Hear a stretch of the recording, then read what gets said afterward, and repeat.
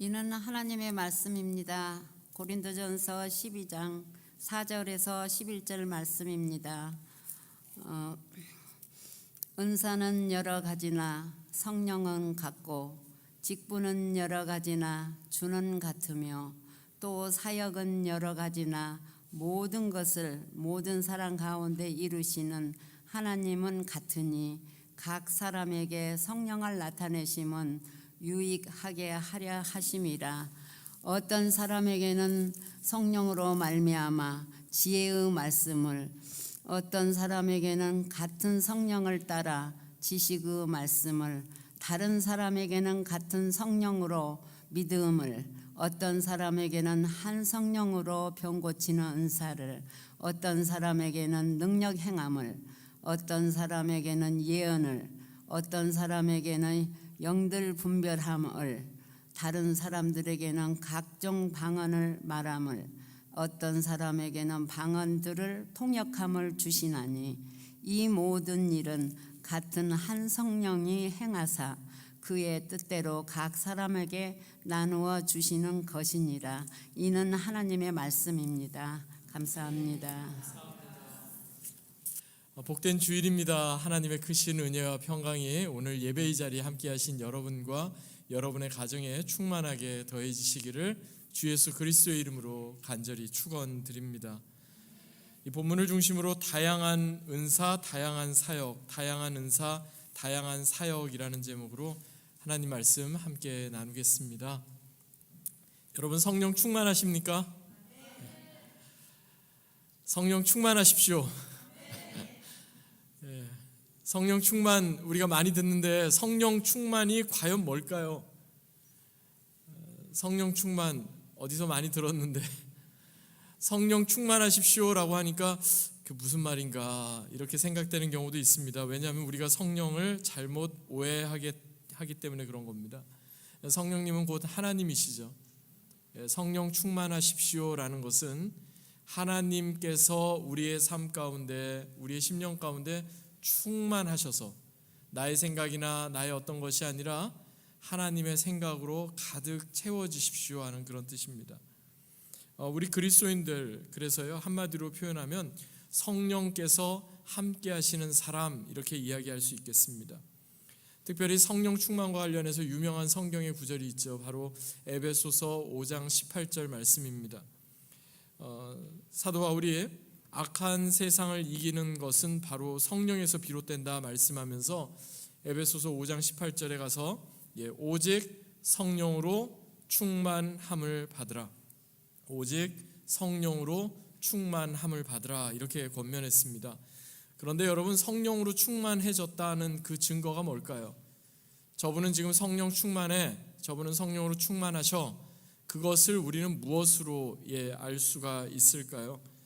에베소서 5장에 따르면요 성령 충만은 어떤 신비로운 환상을 보거나 갑자기 저 사람이 안수기도를 했더니 누워있던 사람이 벌떡 일어난다거나 굉장히 어떤 신적인 그런 신비로운 그런 체험을 해서 성령 충만이라고 말씀하지 않습니다. 에베소서 5장 19절에 보니까 시와 찬송과 신령한 노래들로 서로 화답하며 너희 마음으로 주께 노래하며 찬송하며. 성령 충만이 뭡니까? 하나님을 찬양하고 있는가입니다. 예배 시간만 하나님께 찬양을 드리는 것이 아니라 우리의 일상의 삶 가운데서도 지속적으로 우리가 하나님을 찬양하며 우리의 입술에 계속해서 찬양의 가사가 울려 퍼지고 있는가? 여러분 그것이 성령 충만의 또 다른 모습입니다. 앞에 앉아 계신 우리 찬양팀, 찬양대원들에게만 해당되는 게 아니다 하는 겁니다. 두 번째 성령 충만의 모습은 어떻게 드러날까요? 감사함으로 드러납니다. 에베소서 5장 20절에 보니까 범사의 주 예수 그리스도의 이름으로 항상 아버지 하나님께 감사하며. 어려움 가운데서도 여러분 감사하는 분이 계시죠. 갑자기 몸이 아프거나 또 사업이 잘 안 되거나 또는 자녀들 어려움이 있거나 사업에 어려움이 있거나 그런 와중에도 감사할 수 없는 상황 속에서도 계속 감사하고 계신 분이 있죠. 그것은 성령께서 그 가운데 함께하고 계시기 때문에 그렇습니다. 그냥 감사하는 게 아니라 항상 감사하는 겁니다. 항상 감사하고 있다는 것은 성령께서 내 안에 계시다는 또 다른 증거입니다. 바꿔 말하면 내가 지금 감사를 잊어버리고 찬양을 잊어버렸다면, 찬양은 교회 가서나 하는 거고 감사는 추수 감사절에나 하는 거지라고 생각한다면 우리는 지금 뭔가 문제가 있는 겁니다. 세 번째로 성령 충만의 모습은 어떻게 나타나는가? 에베소서 5장 21절에 보니까요, 그리스도를 경외함으로 피차 복종하라 이렇게 말씀했습니다. 나보다 나이도 많고 나보다 권세도 있고 힘도 있고 지위도 높은 사람에게 머리를 조아리는 것은 그나마 그래도 쉬운데, 나보다 연배도 한참 아래고 나에게 이렇게 도움이 될 만한 것도 아니고 별로 그렇게 중요하지 않는 그런 사람이라고 생각하는, 다른 사람들이 중요하게 여기지 않은 그 사람 앞에서 머리를 조아리고 그 사람의 이야기를 들어주고 하는 것은 쉽지 않습니다. 그런데 그것이 바로 성령 충만한 사람의 모습이라는 겁니다. 쉽게 설명하면 그겁니다. 나는 엄마고 너는 아들이야, 이게 아니라 아들의 말을 들어주는 거예요. 이제 자녀가 장성하면 그것이 바뀌죠. 이제 부모님이 연로하시면은 이제 자녀들 말을 들으라고 그럴 거 아니에요? 아니에요. 부모님이 연로하시고 연세가 있으시면 그때는 누가 더 힘이 있는 사람이에요? 자녀가 힘이 있는 거죠. 그때 되면은 부모님의 말씀을 듣는 거예요. 그때 되면은 부모님이 아니 그건 말도 안 된다고 이렇게 하지 않는 거예요. 말씀할 때 그 말씀 중간에 딱딱 끊고 내 얘기하는 거 아니에요. 그게 바로 성령 충만한 사람의 또 다른 모습이 되는 겁니다. 그런데 이것은 사도 바울뿐만이 아니라 성경 곳곳에서 하나님의 부르심을 받은 우리 그리스도인들을 향한 동일한 신앙의 권면이기도 합니다. 요한복음 20장에도 나오고요, 사도행전 1장, 2장, 19장에도 똑같이 나옵니다. 문제는 우리가 성령 충만해야 한다는 것을 모르지 않습니다. 적어도 교회에 오래 다녀보신 분들은 성령 충만이라는 그 말이 너무나 익숙합니다. 그리고 우리가 성령께서 함께 하셔야만 우리가 신앙생활 제대로 할 수 있다는 것도 분명히 알고 있습니다. 그런데 성령께서 내 안에 정말 함께하고 계신지 그렇지 않은지 분명하지 않을 때가 많습니다. 내 안에 성령님이 어떤 때는 좀 계신 것 같기도 하다가 어떤 때는 성령님이 안 계신 것 같기도 하고, 어떤 때는 내가 믿음이 있어서 하나님 믿는 것 같다가도 어떤 때는 나는 정말 하나님 제대로 믿는가 이런 생각이 들 때가 분명히 있기 때문에 그렇습니다. 그런 의미에서 보면 오늘 본문은 우리에게 전해주는 메시지가 매우 중요합니다. 뭐냐면 성령 충만의 또 다른 모습, 성령으로 사는 사람의 또 다른 모습이 무엇인지를 우리에게 전해주고 있기 때문에 그렇습니다. 제가 가진 성경에 보니까 고린도전서 12장 맨 앞에 성령의 은사라고 이렇게 표현이 되어 있더라고요.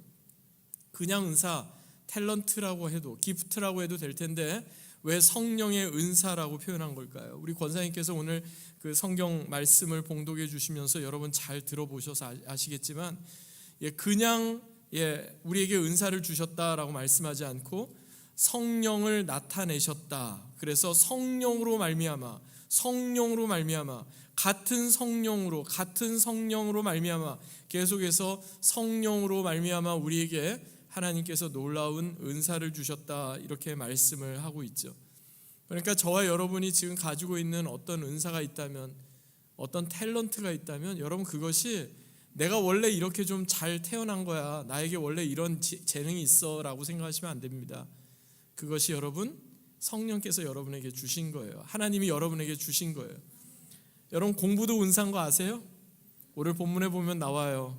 어떤 사람에게는 지혜의 은사를, 어떤 사람에게는 지식의 은사를. 혹여라도 우리의 자녀 가운데 공부를 못하면 너는 누구 닮아서 이러냐 그러지 마시고 얘는 공부에는 은사가 없구나 라고 생각하시면 됩니다. 근데 여러분 모든 은사가 다 똑같지 않습니다. 하나님께서 주신 은사는 그 사람에게 있어서 가장 필요하고 가장 좋은 것으로 우리에게 주십니다. 그리고 그 은사를 통해서 여러분 무엇이 나타납니까? 하나님의 은혜가 나타납니다. 그 은사를 통해서 성도들의 믿음이 견고하게 세워지고요, 그 은사를 통해서 교회에 유익을 가져다 준다 이렇게 말씀하고 있습니다. 이러한 내용을 우리가 염두에 두고 오늘 본문 한번 살펴보겠습니다. 본문이 시작되는 4절부터 7절까지 말씀 보시기 바랍니다. 성경을 가지고 계신 분은 직접 펼쳐서 한번 읽어보시고요. 스크린을 보셔도 되겠습니다. 4절부터 7절 다 같이 합독합니다.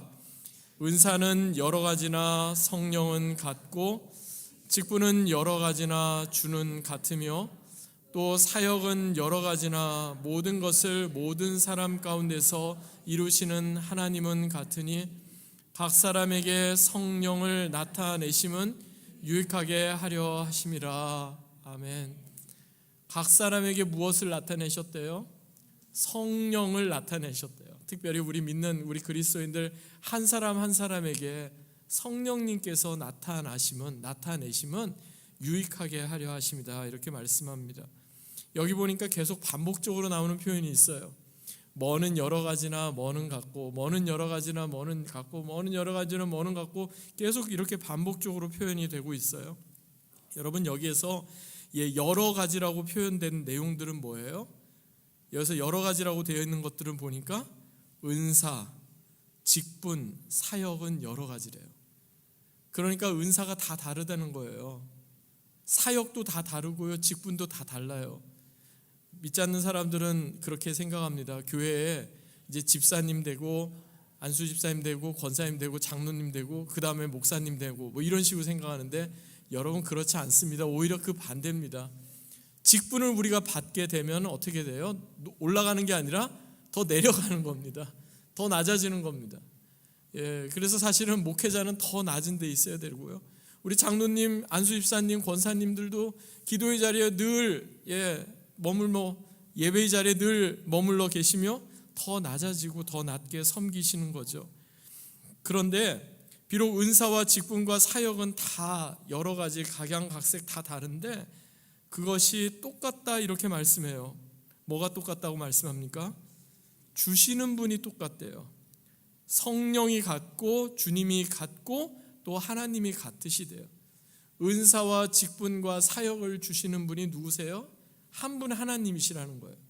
그러니까 어떤 분을 이런 은사를 주셔서 그러한 섬김으로 하게 하신 것도 하나님이고, 어떤 분은 또 다른 은사를 주셔서 또 다른 섬김을 하게 하신 것도 하나님이세요. 여러분, 모든 분들이 다 찬양대가 될 수는 없습니다. 하나님께서 특별히 그 은사를 주신 분들이 찬양대를 섬기시는 겁니다. 모든 분들이 다 부엌에서 친교 부로 섬기실 수도 없어요. 어떤 분들에게는 그것이 너무나 기쁘고 감사한 일인데 어떤 분들에게는 그것이 너무나 어려운 일이에요. 근데 여러분, 그것이 기쁘고 감사한 거는 하나님께서 내게 그 은사를 주셨기 때문에 그래요. 그렇다고 해서 여러분, 나에게는 이런 은사가 없으니까 나는 하면 안 되겠구나 이렇게 생각하시면 안 됩니다. 은사에는 크게 두 가지가 있어요. 겉으로 드러나는 은사, 그것을 보통 신학자들은 외적 은사라고 말하고요. 겉으로 잘 드러나지 않는 은사, 그것을 내적 은사 이렇게 말씀을 합니다. 특별히 은사라고 번역된 헬라어 단어를 보니까 카리스마라고 하는데요. 가령 어떤 분이 선생님 참 카리스마가 있으시네요. 그러면 여러분 그걸 어떻게 받아들이시겠어요? 저 목사님은 참 카리스마가 있으셔.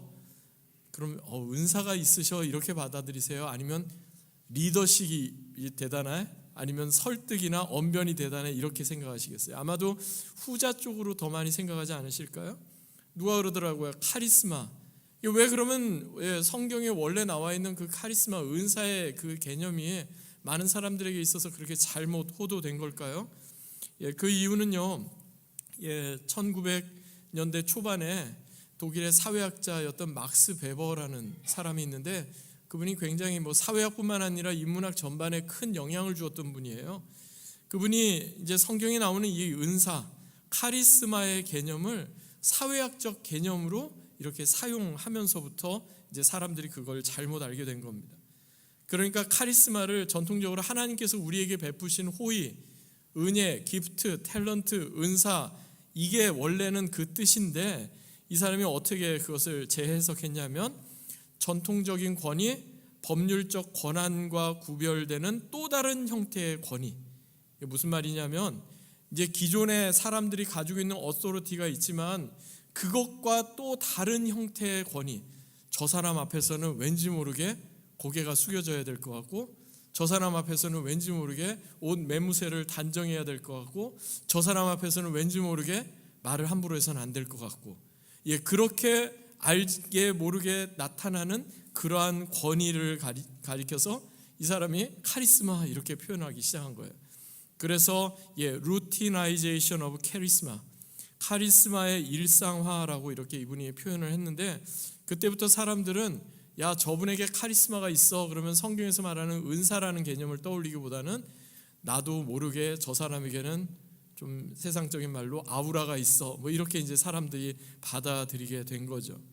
그런데 여러분, 성경에서 전하는 카리스마, 은사는 그 의미가 확연히 다릅니다. 그 사람 앞에 뭐 대단한 그런 아우라가 없더라도, 그 사람이 많은 사람들의 이목과 관심을 집중시키는 그런 대단한 사람이 아니더라도, 그 사람이 한번 말하면 사람들로 하여금 정말 모두가 다 그런가 보다 그러고 이렇게 설득될 만한 대단한 언변의 그런 능력이 없더라도, 뭐 저 사람이 일단 뭐 자리에 이렇게 딱 앉아서 하게 되면 그 일은 다 일사천리로 다 이렇게 처리가 돼, 그런 대단한 리더십을 보이는 사람이 아니더라도, 하나님께서 우리에게 말씀하시는 성경에 나오는 은사를 통해서는 교회의 유익이 되고 많은 사람들을 섬기게 되고 예수님의 거룩하신 성품을 닮아가게 된다 하는 사실입니다. 여러분, 그래서요, 우리에게 있어서 중요한 것은 능력이 아닙니다. 하나님은 능력 있는 사람 가지고서 그들을 사용하셔서 하나님의 뭐 대단한 일을 이렇게 하시는 분이 아니십니다. 그 마태복음 7장에 보면요, 아주 무시무시한 말씀이 나와요. 마태복음 7장 22절 23절, 혹여라도 우리가 주님 앞에 섰을 때 이 말씀을 들으면 큰일 납니다. 이렇게 말씀합니다. 그날에 많은 사람이 나더러 이르되 주여 주여 우리가 주의 이름으로 선지자 노릇하며 주의 이름으로 귀신을 쫓아내며 주의 이름으로 많은 권능을 행하지 아니하였나이까 하리니, 그때 내가 그들에게 밝히 말하되 내가 너희를 도무지 알지 못하니 불법을 행하는 자들아 내게서 떠나가라 하리라. 예수님 말씀은요, 한두 사람이 그렇다는 게 아니라 많은 사람들이 예수님 앞에 그렇게 이야기한대요. 주여 주여. 이게 뭐냐면 평소에도 주여 주여 했던 사람들이에요. 심지어는 주님의 이름으로 선지자 노릇을 했대요. 오늘날로 따지면 목회자 노릇하고 목사로 또는 전도사로 사역자로 사역을 감당했대요. 주의 이름으로 귀신을 쫓아냈대요. 나름 어떤 대단한 능력도 발휘했다는 거예요. 그리고 주의 이름으로 많은 권능도 행했대요. 그런데 예수님께서 하셨던 말씀은 뭐예요? 내가 너희를 도무지 알지 못하니 불법을 행하는 자들아 내게서 떠나가라. 즉 너희는 구원받지 못하는 자들이다. 이렇게 예수님 말씀하셨어요. 중요한 것은 능력이 많고 능력을 어떻게 행했는지가 아니에요. 능력과 상관없이, 내가 했던 일과 상관없이 그것이 정말 주님과 연관이 있는 건지, 그것을 통해서 하나님의 영광이 드러나고 하나님의 은혜가 나타나고 교회의 덕을 세우는 것이었는지 그렇지 않았든지, 그거가 중요한 거다 하는 거예요. 여러분, 그래서 예수님은요, 능력 있는 사람, 대단한 사람, 그 사람들 모아서 제자로 이렇게 부르지 않으셨어요. 제자들의 면면을 다 보셔도 뭐 그 중에 제대로 공부하고 학식이 있고 그랬던 사람 거의 없었던 거예요. 그나마 제대로 글을 알고 쓸 수 있었던 사람이 몇 안 됐는데, 그 중에 한 사람이 누구냐면 가룟 유다. 가룟 유다가 무엇을 해요? 예수님의 돈괴를 맡았죠. 그나마 제일 똑똑했던 사람이 가룟 유다였던 거예요. 예수님 당시에 문맹률은 90%입니다.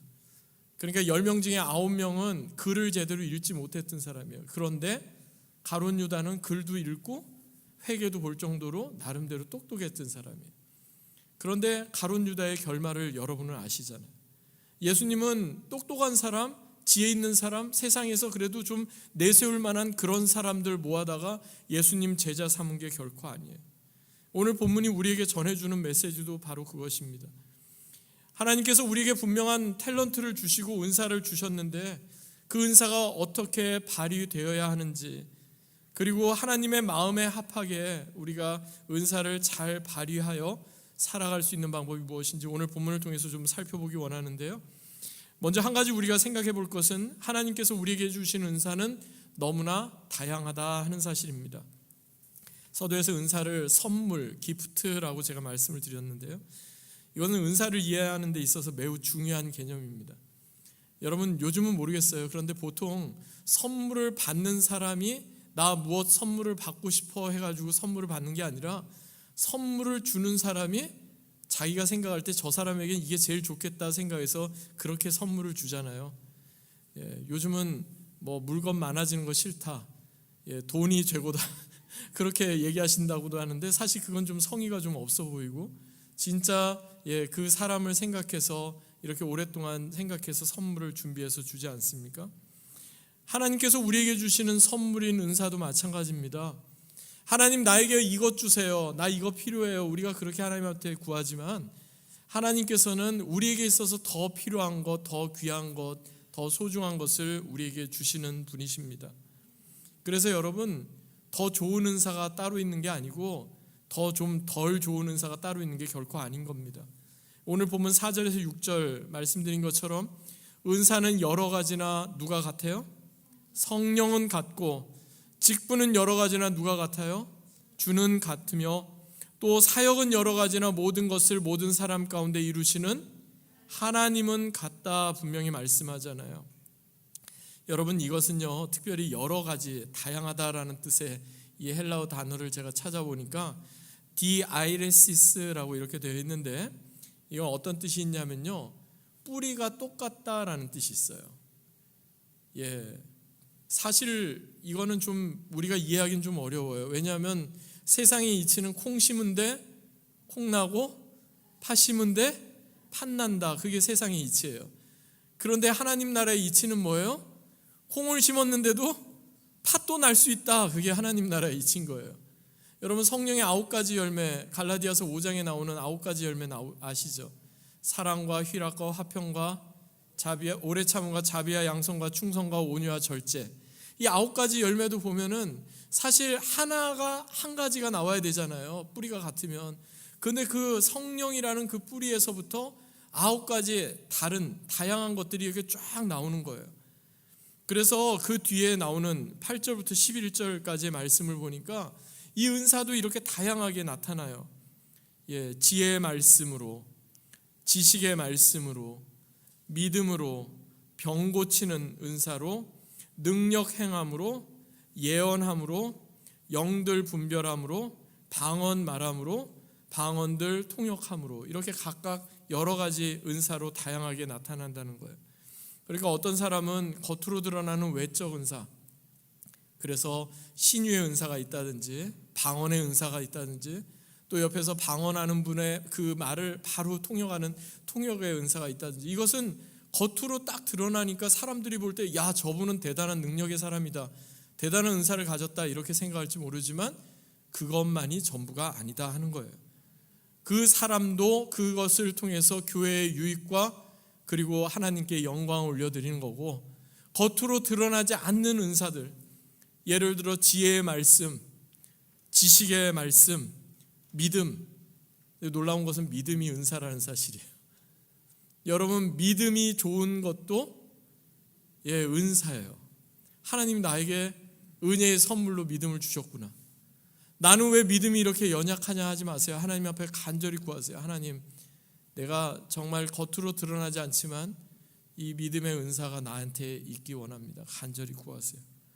그래서 여러분 말씀드린 것처럼 두 번째 오늘 메시지는요, 은사는 겉으로 드러나는 경우도 있고 또 그렇지 않은 경우도 있다는 사실입니다.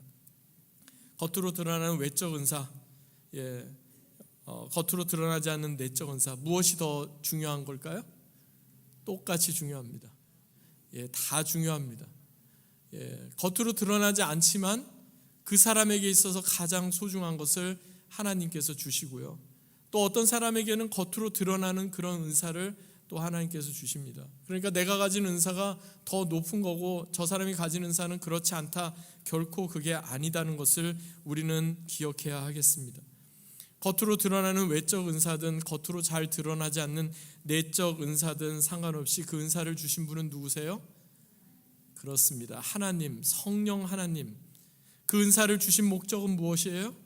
하나님의 영광을 나타내고 교회의 필요를 채워주기 위함입니다. 그래서요, 오늘 본문 7절에 분명히 말씀하잖아요. 각 사람에게 성령을 나타내심은, 즉 성령의 은사를 주심은 유익하게 하려 하십니다. 그래서 여러분, 내가 받은 그 은사를 통해서 교회가 또 성도들이 유익함을 경험하고 있는가? 나의 사랑하는 가족들이 유익함을 경험하고 있는가? 하나님께 영광을 올려드리고 있는가? 우리는 늘 기억해 보아야 하겠습니다.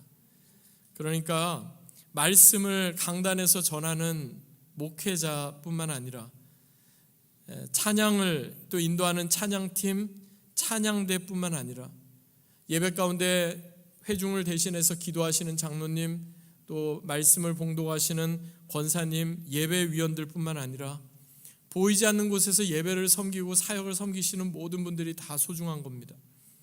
중보기도로, 강단의 장식으로, 선교로, 새가족으로, 안내로, 시설 관리로, 봉사로, 친교로, 교회학교 교사로, 도서실로, 미디어로, 음향, 영상, 홈페이지, 총무, 재정, 행정에 이르기까지 하나님이 우리에게 허락하신 각각의 은사를 통해 우리는 주님을 섬기는 것입니다.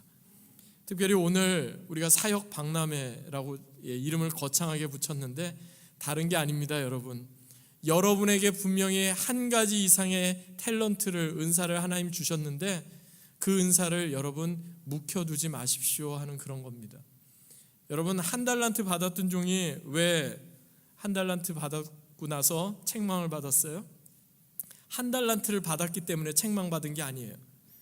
아마도 한 달란트 받았던 종도 열심히 그 받은 달란트를 정말 남겨서 또 한 달란트를 남겼다면 주인은 똑같이 칭찬했을 거예요. 5달란트 받았던 종이나 2달란트 받았던 종에게 했던 것처럼 착하고 충성된 종아, 내가 작은 일에 충성하였으니 내가 네게 더 많은 것을 맡기리라. 주인의 잔치에 참여하게 되리라. 이렇게 똑같이 칭찬해 줬을 거예요. 그런데 한 달란트 받았던 종은 분명 은사를 받았어요.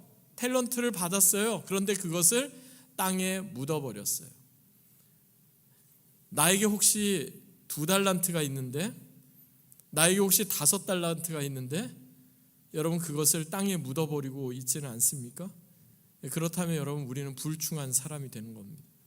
여러분에게 나는 은사가 없어, 아니에요. 여러분에게 다 하나님께서 은사를 주셨어요. 적어도 한 가지 이상씩의 은사를 주셨어요.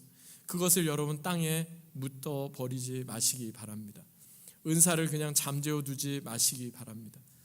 나는 지금 건강이 좀 어려워서, 나는 좀 집이 멀어서, 나는 지금 옛날에는 열심히 했지만 이제는 내가 은퇴하고 나서 내가 좀 어려워서. 그렇지 않습니다, 여러분. 여러분 보시면요, 하실 수 있는 게 다 있습니다. 왜냐하면 은사는 묵혀두라고 주신 게 아니라 은사는 섬기라고 하나님께서 우리에게 주신 것이기 때문입니다. 존 파이퍼 목사님, 여러분 혹시 아시는지 모르겠습니다. 복음주의 신학자 그리고 설교자로 잘 알려진 분인데 이분이 이렇게 말씀했어요. 우리 자신에게 어떤 은사가 주어졌는지 잘 모르는 게 문제가 아니라 우리에게 주어진 은사를 다른 사람의 믿음을 견고하게 세우고자 하는 열망이 우리에게 없다는 것이 진짜 문제입니다. 나한테 무슨 은사가 있지? 그걸 잘 몰라서가 문제가 아니래요. 은사가 있는데 그것을 통해서 다른 사람의 믿음을 세워주고 교회를 섬기고 사역으로 섬기고 이렇게 해야 된다는 열망이 우리에게 없다는 게 문제라는 거예요. 1년에 한 번 우리가 사역 박람회 할 때만 갑자기 은사를 이야기하는 게 아니고요. 우리가 1년 12달 주님을 섬기지만 주님, 내가 혹시라도 지금까지 묵혀뒀던 그런 은사, 탤런트가 있다면 이제 다시 한번 이 말씀 앞에서 결단합니다. 주님, 더 이상은 묵혀두는 어리석은 자, 불충한 사람 되지 않겠습니다. 비록 내 몸이 연약하고 비록 내가 예전만큼 그렇게 힘이 없더라도 내가 할 수 있는 모습으로 주님 섬기겠습니다. 이렇게 우리가 결단하는 것입니다. 그래서 2달란트 받았던 종처럼 5달란트 받았던 종처럼 하나님의 부르심 앞에서 우리가 최선을 다하는 것입니다. 그 나머지 결과는 하나님께서 책임지십니다. 그러므로 하나님 나에게도 이러한 은사를 주세요. 하나님 나에게 이러한 은사가 필요해요 라고 우리가 구하기 전에 하나님 저도 하나님께서 주신 이 은사 잘 사용하게 해주세요. 하나님 저의 작은 섬김을 통해서도 많은 사람들에게 예수 그리스도의 복음이 드러나게 해주세요. 하나님 저에게 주신 은사를 결코 허비하지 않겠습니다. 이런 믿음의 결단이 우리 가운데 더해져야 할 줄로 믿습니다. 말씀을 맺겠습니다. 은사는요 우리의 능력을 어떻게 가늠하는 기준이 아닙니다. 우리의 믿음이 얼마나 대단한지를 알아보는 그 판단도 아닙니다. 이 자리에 예배하는 저와 여러분 모두에게 하나님이 은사를 주셨습니다. 나에게 주신 은사를 나는 모르는데 옆에 있는 사람은 압니다. 저분은 참 저런 은사가 있어. 저분은 참 저 대단한 정말 놀라운 저 기프트가 있어. 옆에 있는 분들은 압니다. 그럼 물어보세요. 나는 무슨 은사가 있는 것 같냐고. 그리고 함께 주님을 섬기는 겁니다. 그럴 때 주님의 몸된 교회가 견고하게 세워집니다. 그리스도의 복음이 더 왕성하게 드러납니다. 사도 베드로가 베드로전서 4장에서 이렇게 말씀했어요. 각각 은사를 받은 대로 하나님의 여러 가지 은혜를 맡은 선한 청지기 같이 서로 봉사하라. 아멘. 그냥 봉사라고 말씀하지 않으셨습니다. 하나님이 우리에게 은사를 주셨대요. 각각 은사를 받은 대로 여러 가지 은혜를 맡은 청지기와 같이 봉사하래요. 이미 우리에게 하나님 은혜 주시고 은사 주셔서 이제 그 은혜를 맡은 청지기로 우리는 사역을 감당하는 것입니다. 하나님께서 우리에게 은혜 맡은 자, 또 그 은혜를 맡은 청지기라고 우리를 불러주셨습니다. 이 하나님 말씀 늘 기억하며 주님의 몸된 교회를 더 견고히 세워나가는 저와 여러분 우리 내슈빌 한인장로교회가 되기를 주 예수 그리스도의 이름으로 간절히 축원합니다. 아멘.